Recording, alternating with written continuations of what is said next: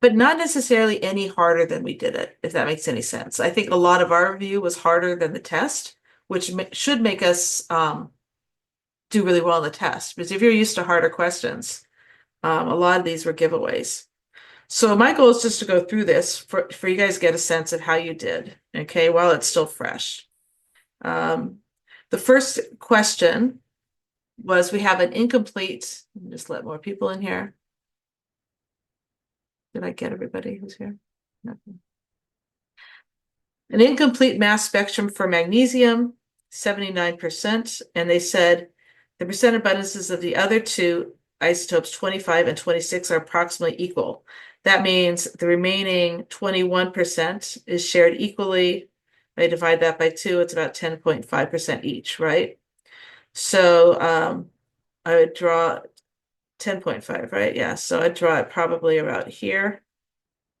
They said a thick line and probably about here. Maybe a little bit over just to get that 10.5. How was doing this, by the way, on the Blue Book app? Was that challenging?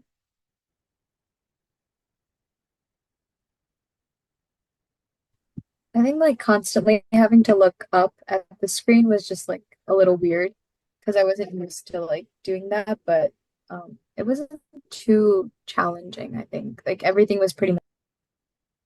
Got it. Got it. Yeah. Yeah, so they didn't include a paper reference sheet, so you had to do a drop down, right? Hopefully they'll get feedback and do that next year because that is annoying. Um, Especially, all of not all of you guys, I don't know. My school, they issue Chromebooks, so everybody has a little tiny computer, right? It's not, it's not really a big screen to be dealing with all this stuff. And you're writing at the same time. It's a lot of stuff going on. Yeah. The difference in atomic structure that accounts for the difference in mass. So we know magnesium has, what is its atomic number? Magnesium is 12. So magnesium, oops, I'm in the wrong place even here. Magnesium 25 has 13 protons, and magnesium 26 has 14 protons. Okay, moving on. A student prepares a 1.85 times 10 to the negative 3 molar solution of magnesium nitrate in beaker 1 and a 2.80 times 10 to the negative 4 molar solution of sodium hydroxide in beaker 2. The particle diagram shown represents a magnesium ion in beaker 1. A sodium ion Na plus in beaker 2 has a weaker attraction to water than magnesium does. Why does that happen? Explain this phenomenon using Coulomb's law and each of the following. I probably won't write this out. So Coulomb's law and the relative charge of the ions. So magnesium has a stronger charge than sodium, so it's going to have a stronger attraction to the negative oxygen of water. And the relative radii of the ions, if I look here, go back to, we're talking about magnesium and sodium. Magnesium is going to be smaller. So in both ways, the Coulomb's law, magnesium is going to have a stronger attraction. It's got a higher nuclear charge, and it's got a smaller radius because it has more protons, one more proton than sodium. So it by Coulomb's law, charge increases or attraction increases with charge and with shorter distance between the particles. Calculate the pH of beaker 2. We know that POH is the negative log of OH, which is 2.80 times 10 to the negative 4. So a negative log of 2.80 times 10 to the negative 4 gives us a POH of, it looks like 3 sig figs, 3.553. So pH is going to be 14 minus that.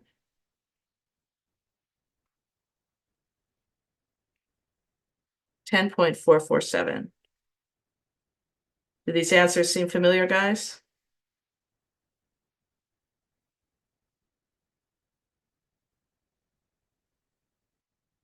Great. Okay, moving on. D. A student combines 35 milliliters of 1.85 times 10 negative 3 molar magnesium nitrate with 50 milliliters of 2.80 times 10 negative 4 molar sodium hydroxide, as shown in the diagram. Calculate magnesium concentration after the two solutions are combined before any reaction takes place. So the only thing that should change it is that, well, we need to figure out how many moles of magnesium we had to begin with, and then we need to divide it by the new additive volume. So magnesium nitrate, we had 35 milliliters of 1.85 times 10 to the negative 3 molar. 35 milliliters. We'd multiply those together to get millimoles. 1.85 times 10 to the negative 3 times 35 gives me 0.06475 millimoles. And if I divide that by the additive volume, so I've got 35 milliliters here plus 50 milliliters of sodium hydroxide. So it's going to be 0.06475 millimoles divided by 85 milliliters. And that gives me a concentration of still it's 3 sig figs actually, 3 sig figs. So it's going to be 7.62 times 10 to the negative 4 molar. E. Write the KSP expression for magnesium hydroxide.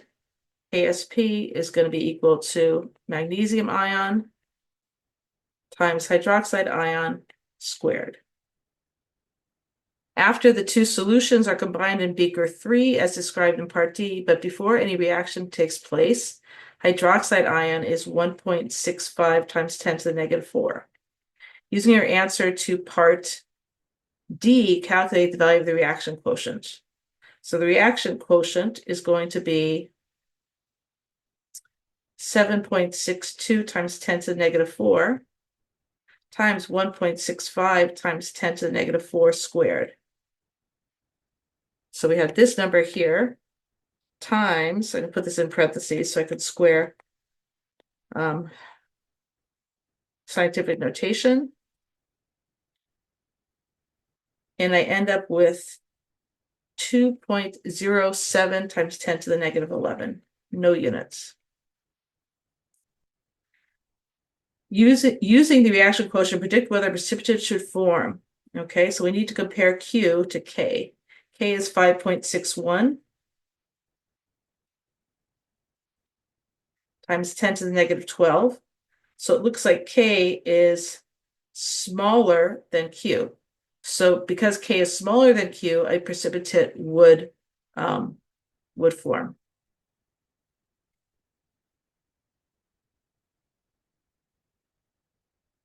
Okay. In a separate experiment, the student adds nitric acid to decrease the pH of a saturated solution containing undissolved magnesium hydroxide. Does the amount of undissolved magnesium hydroxide, in other words, the amount of solid magnesium hydroxide, increase, decrease, or remain the same as nitric acid is added? They definitely don't give you a lot of room to write on this, but no one wrote on this, so that's why.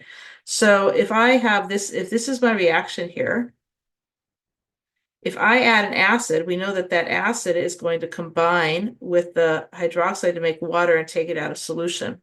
According to Le Chatelier's principle, when my concentration of hydroxide decreases, when the concentration of a product decreases for a system at equilibrium, the system will shift to undo that stress, to alleviate the stress. So it's going to shift to the right, which means that magnesium hydroxide's solubility will increase. So does the amount of undissolved magnesium hydroxide increase? It's going to decrease because it's going to dissolve more. So the amount of undissolved is going to decrease. Okay, let me know if you have any questions. I'm just going to go on. A student combusts a sample of ascorbic acid to determine its chemical composition. The only products of the reaction are 0.24 moles of CO2 and 2.883 grams of H2O. Yeah, definitely they do not give us room. So we've got CXHYOZ plus O2 yields CO2 plus H2O. We're getting 2.883 grams of H2O and 0.2400 moles of CO2. The moles produced of water, we're going to divide by 18.016 grams per mole. 2.883 divided by 18.016 gives me 0.1600, about 0.1600 moles of water. The mole ratio of carbon to oxygen in ascorbic acid is 1:1. Based on this information in your answer to part A, determine the empirical formula. Well, I know that all the carbon has come out as carbon dioxide. So I know in my original compound, I'm going to have 0.2400 mole of carbon. And they told me that carbon and oxygen are 1:1. So I'm going to have 0.2400 moles of oxygen. So all I have to do is figure out the moles of hydrogen. And I know in this 0.1600 moles of water, two out of three of the, well, 0.1600 moles of water contain 0.3200 moles of hydrogen. Does that make sense? Because for every 1 mole of water, I get 2 moles of hydrogen. So it's 0.3200 moles of hydrogen. I wrote oxygen, I meant hydrogen. Oh, okay. So I think I just need to take this off this page because this is just no room.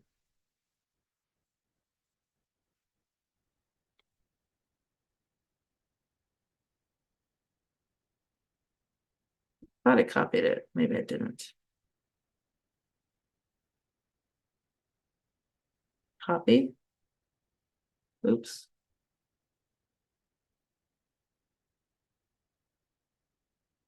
What am I doing wrong here? Try it again.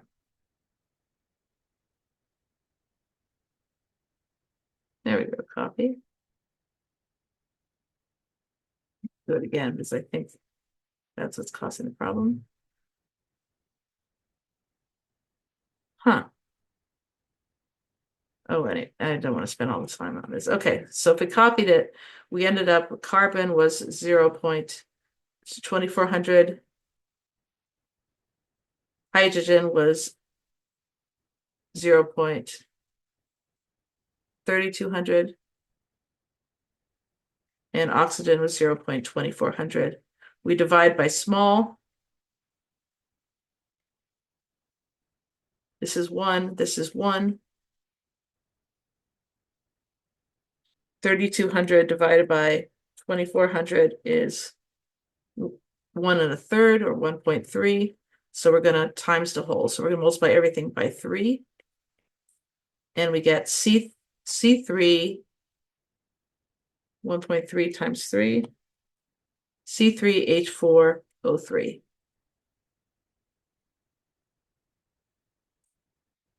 Okay, ascorbic acid, titration curve.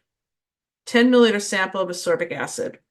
Calculate the molar concentration of the ascorbic acid solution. Oh, they said 10 milliliters. Okay. Well, we know at the equivalence point, moles of base equal moles of acid.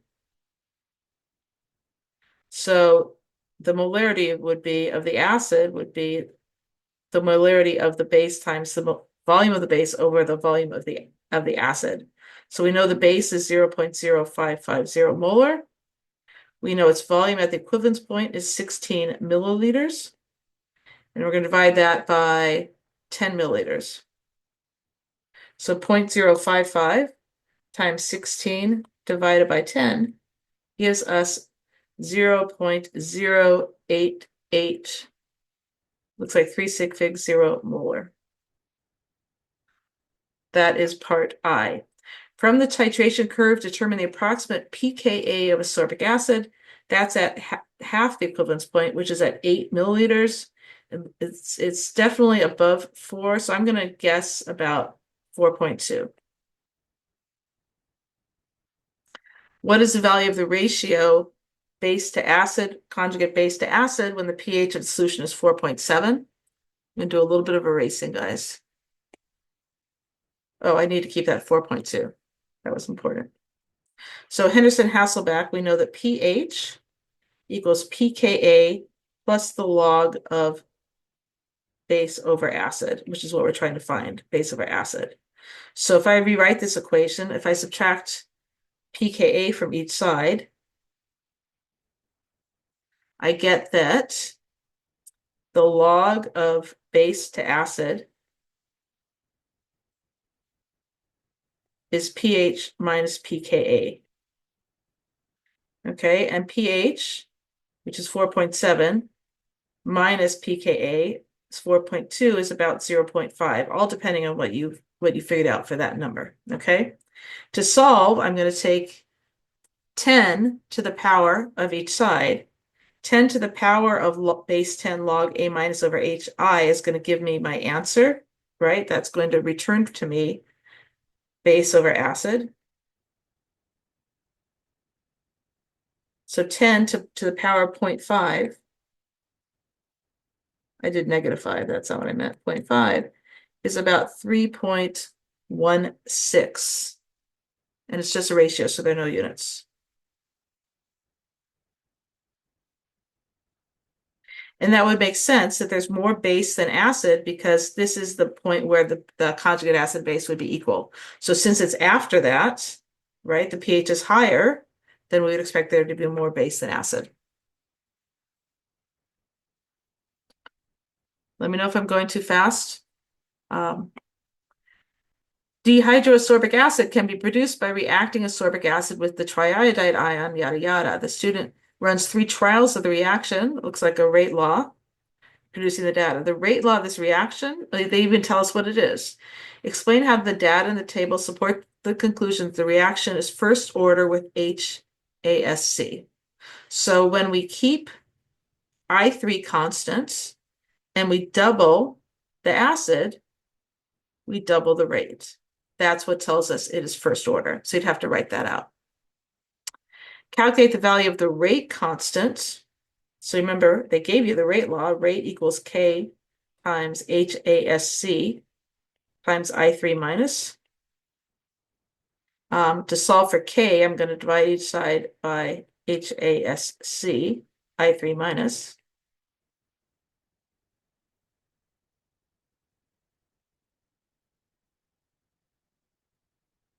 So K is rate over these two concentrations, and we can choose any line of data.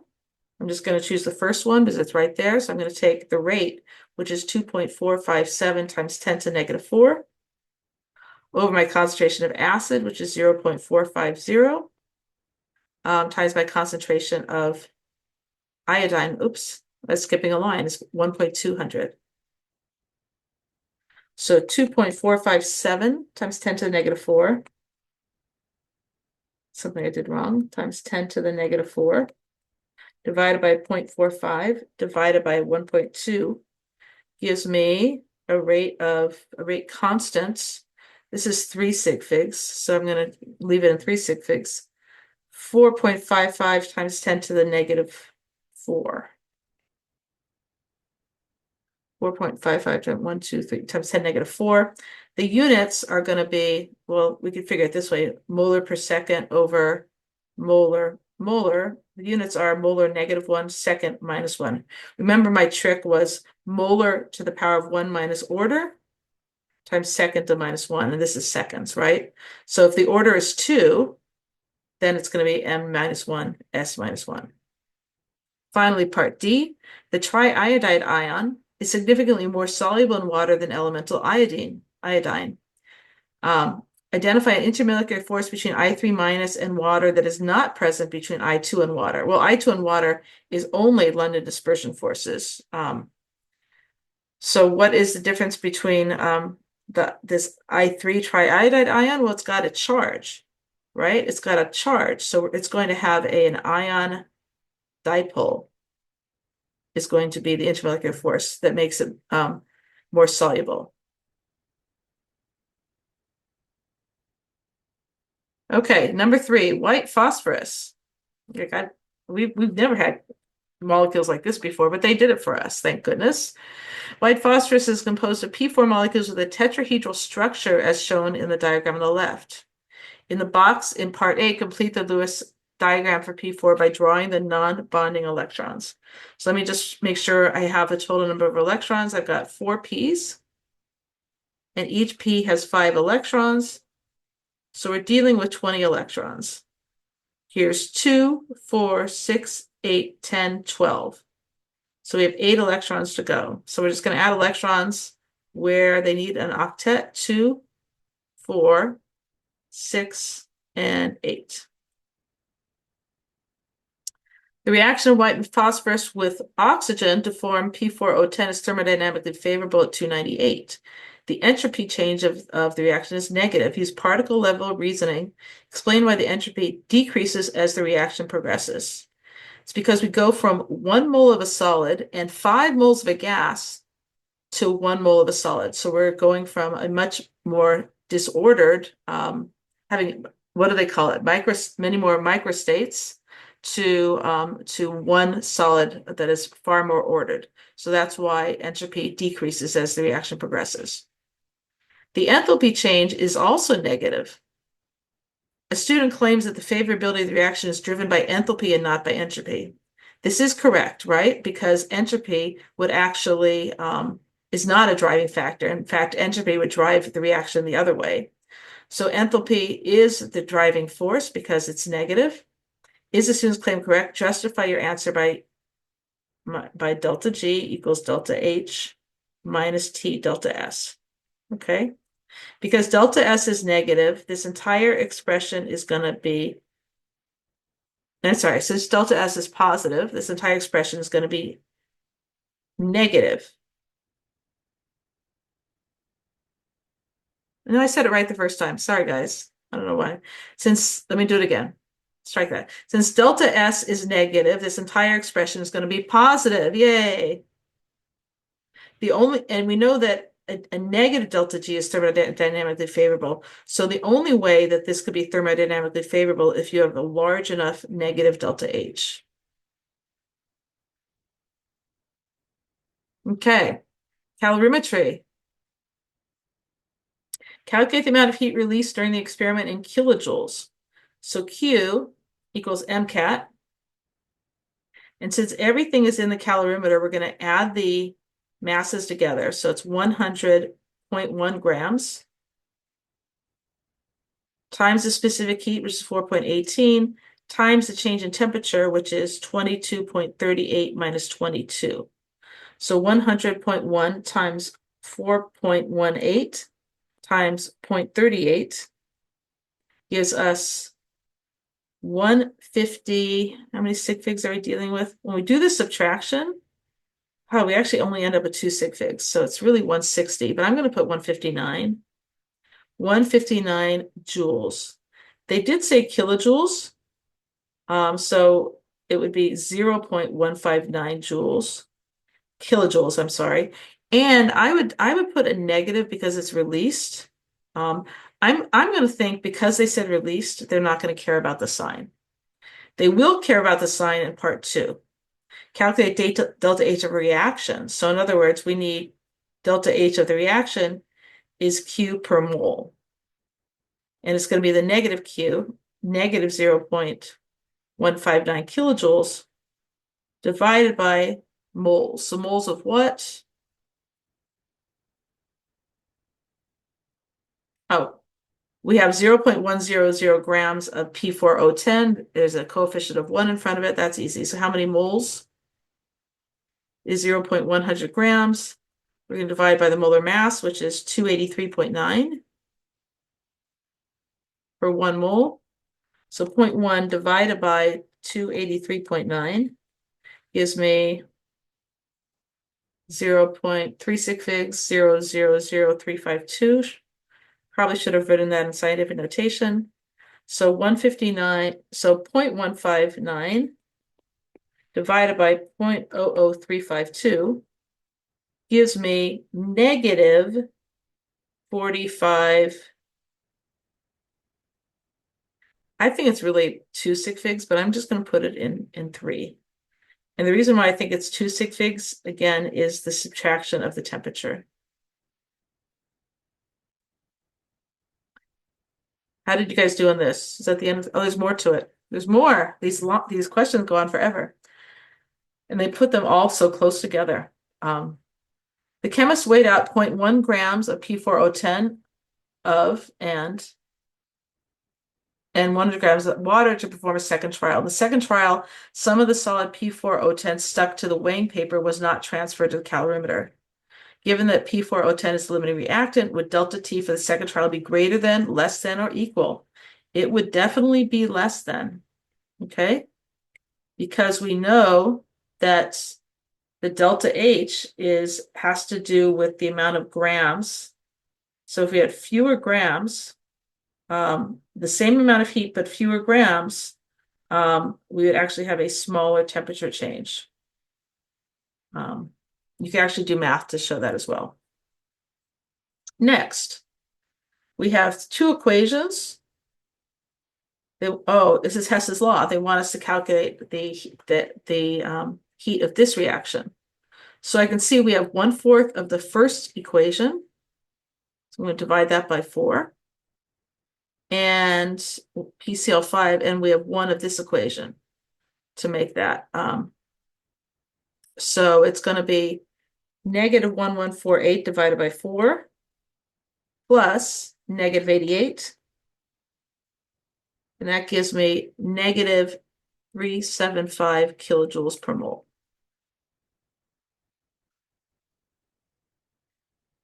F. We have an equation here. If each particle in the diagram represents a partial pressure of 1 atmosphere, what is the value of Kp? So Kp is going to be the pressure of PCl5 over the pressure of PCl3 times the pressure of Cl2.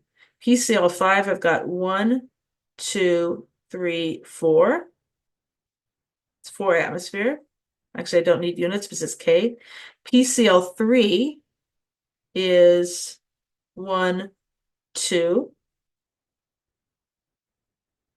And Cl2 is 1, 2. I was going to do a different color, sorry. 1, 2, 3, 4, 5, 6. So it's 4 divided by 12, which is 1 divided by 3. So if that's 3 sig figs, I'd say 0.333 is our answer here. Does the value of Kp increase, decrease, or remain the same when the temperature is increased? Okay, so we know that heat is negative, right? This one, heat is negative. So that means heat is a product. When we increase temperature, it's going to shift the reaction to the left, which means it's going to lower K. So K is going to decrease. Okay, number 4. Scientist is investigating the properties of methanol and H2CO. Identify the hybridization of the valence orbitals of the carbon atom in H2CO. That's here. It's got 3 domains, so it's going to be sp2. In the diagram provided, draw a single dashed line to represent a strong hydrogen bonding attraction between one methanol molecule and the H2CO molecule in the mixture. So the hydrogen that's hydrogen bonding is in the methanol, and that's this guy here. So I'm going to draw it. Where do I draw it? I'm going to draw it here. So this hydrogen would bond with that oxygen. The scientist plans to cool a gaseous mixture of methanol and H2CO to form a liquid mixture and finds data for the 2 compounds. Propose a temperature to which the mixture should be cooled that they'll both be liquids. So they have to be above their melting point, but below their boiling point. So I'm gonna guess 200 Kelvin. 200 Kelvin is above the melting point and below the boiling point. Anywhere between those would work. The scientist analyzes the mixture after it's cooled and determines that 8.59 grams of methanol is present. Calculate the thermal energy that was removed to condense 8.59 grams of methanol at its boiling point. So the equation is equals H, it's condensation, so it's H vape times moles. They want us to find Q. So H vaporization of methanol is 37.6 kilojoules per mole. It is condensating, so I'm going to make that negative. And then the moles of methanol, I have 8.59 grams. So 8.59 grams divided by 32.04 grams per mole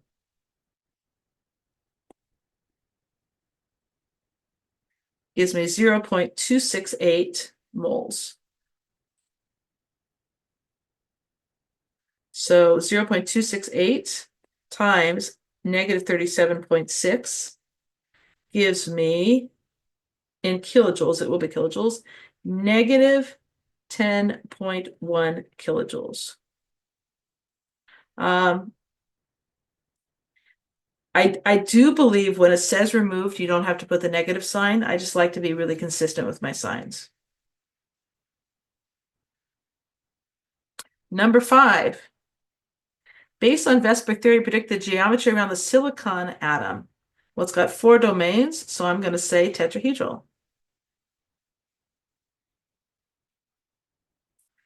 A student claims that compound Y has a higher boiling point than that of compound X because compound Y has stronger London dispersion forces. Do you agree or disagree? So I looked at silicon and I looked at carbon. And clearly, as far as electronegativity, carbon would be more electronegative. So it's not about that. It's not about having a stronger pull on the electrons. So the only thing that it can be about then is if it were about electronegativity, carbon would the one with the carbon base would have the higher boiling point. Because silicon has the higher boiling point, the only explanation is London dispersion forces. It's got more electrons, so it's more polarizable. And that's what I would say, more electrons, more polarizable. C, an equimolar mixture of the two compounds is heated. When the mixture reaches 82 degrees, which compound will have the higher vapor pressure?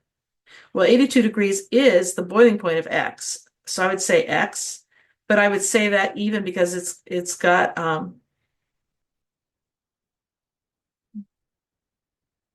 would say it's X even because X has weaker intermolecular forces than Y. So it's always going to have a higher vapor pressure because it's got because its London dispersion forces are not as strong as that of Y. The mixture is heated to 198 degrees in a sealed, rigid 12.5 liter container, at which point both substances are gases and the total pressure is 2.30 atmosphere. Calculate the number of moles of gas. PV equals nRT. N equals PV over RT, which is 2.30 atmosphere times 12.5 liters divided by 0.0821 liters atmosphere per kmol, and temperature is 198 plus 273. So 2.3 times 12.5 divided by 0.0821 divided by, in parentheses, 198 plus 273 gets me, in 3 sig figs, 0.743 moles of gas.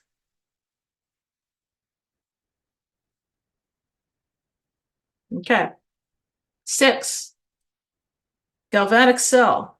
Write the half reaction for the oxidation.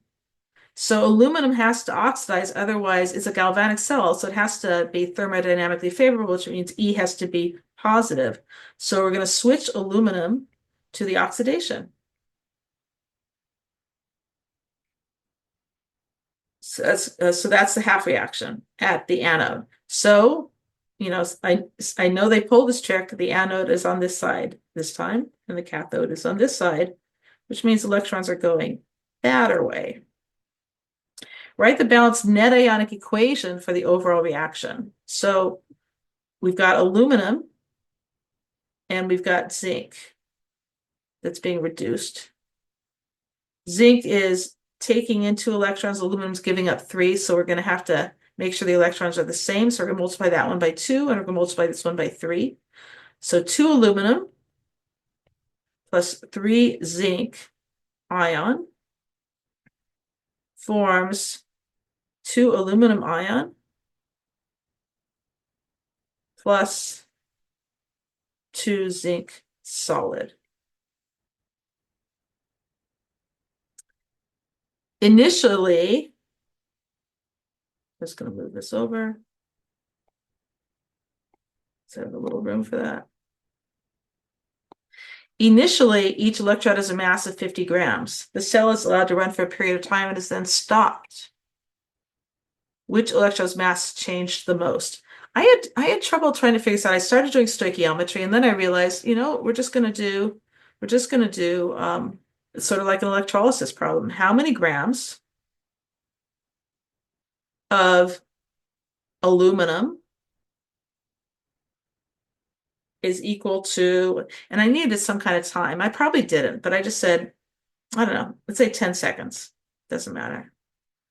When I multiply it by time, I know I'm going to then cancel out seconds by doing joules per second, which is my E, and my E is 0.90. Oops.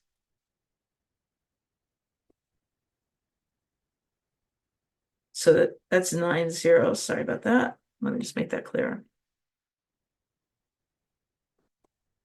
0.90 coulombs per second.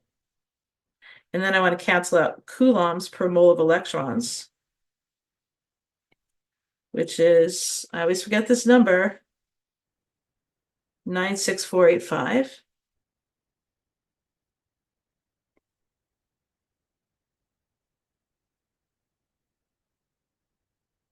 The seconds cancel out, coulombs cancel out, and then I need mole of electrons. So it's 6 electrons for moles of aluminum. Aluminum has a 2 in front of it for 2 moles of aluminum. So once I have moles of aluminum, I can multiply it by its molar mass, which I think is 2698. Yeah. Grams per 1 mole. So 10 times 0.9 times 2, I'm multiplying the numerators together, times 26.98, divided by 96485, and divided by 6, gives me about 0.00084 grams. If I do the same thing up here with zinc, most of the equation is the same except at the end. How many grams of zinc in 10 seconds? 0.90 coulombs per second divided by 96485 coulombs per 1 mole of electrons. I know that 6 mole of electrons is going to make 3 moles of zinc. And then the molar mass of zinc is 65.38.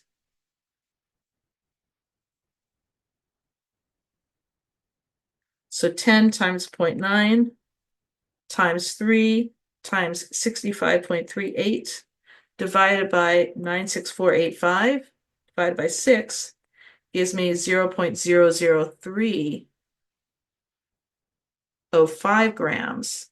That number is bigger than this number, so zinc is going to change the most. There's probably a shorter way to do that, but that's what I came up with.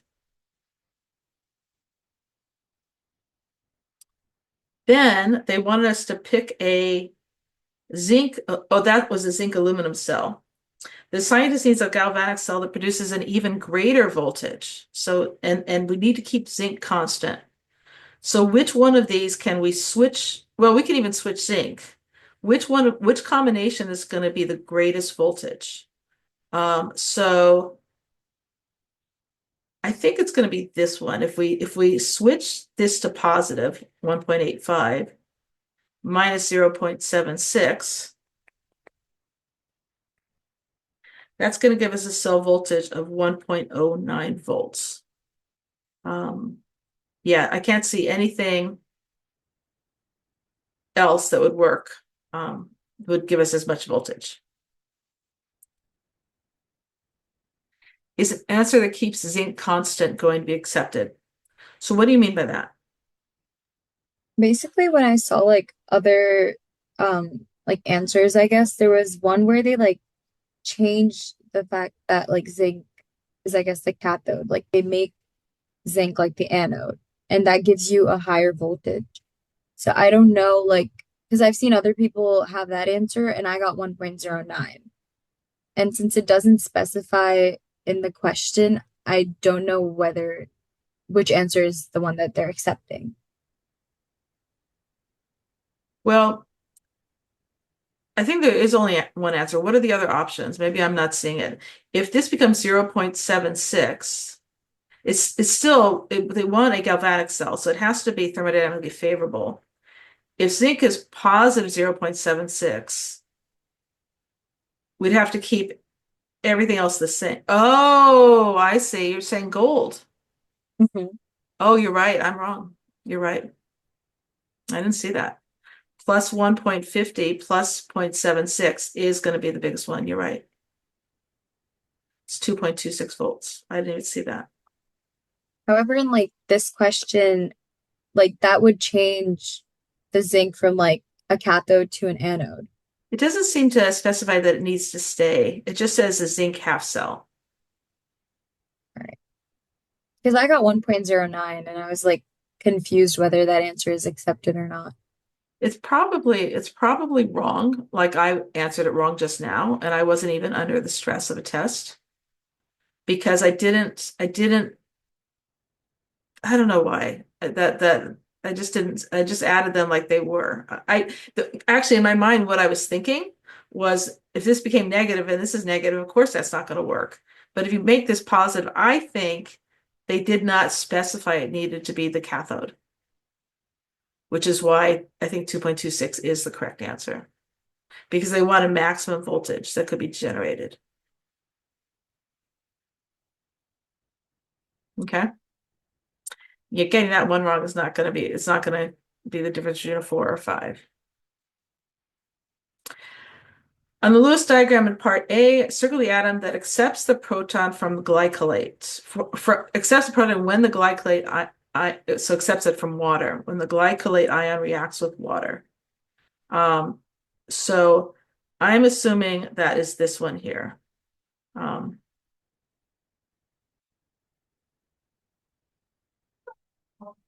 um, when the glycolate ion reacts with water, it forms glycolic acid. This is a salt hydrolysis reaction. That's why it's a Kb. Calculate the value of K. Oh, they told us that hydroxide is 1.3 times 10 negative 5, so calculate the value of Kb. So, even if we had an ice table, it's actually pretty easy. But I'm not going to recreate a table here. I'm just going to put it under here. So if we know at equilibrium that this is 1.3 times 10 to the negative 5, sorry, but that's so small. This would also be 1.3 times 10 negative 5. And they told us the concentration of glycolate is 2.5. So it's 2.5 minus 1.3 times 10 negative 5. It's sort of an abbreviated ice table, right? We start off with 2.5 molar, and we lost 1.3 times 10 negative 5 to make our acid and our base. So to solve for Kb, we plug these numbers in. So, so it's 1.3 times 10 to the negative 5 squared, all over 2.5 minus 1.3 times 10 to the negative 5. So that's like 2.4. Well, it's still about 2.50, but 4,999,987. So I'm going to take 1.3 times 10 to the negative 5. I'm going to square that. And then I'm going to divide that by this 2.499987. And I get a Kb in 2 sig figs of 6.8 times 10 to the negative 11. Using your answer to part B, I calculate Ka. Well, Ka we know is Kw divided by Kb, which is 1 times 10 to the negative 14. divided by 6.76 and then negative 11. So that gives us in 2 sig figs 1.5 times 10 to the negative 4. Glycolic acid can be produced from the hydrolysis of methyl glycolate. As a proposed mechanism for this reaction is given. A student claims that hydronium ion is a catalyst. Yes, I would agree, because it's present initially as a reactant, and it is returned as a product, and it's not used up in the overall reaction. So yes, I would say that is a catalyst. That was it, guys. Would we get credit if you didn't subtract? I think yes, because notice, I mean, pretty much in sig figs, we've been making these rounding assumptions that, that X is small, right? So 2.5, you can see here that 2.5 minus 1.3 times 10 negative 5 is really much 2.5 rounded to the right number, to 2 sig figs, which everything here is rounded to sig figs, it's 2.5. Yeah, so it wouldn't make one bit of difference to your answer.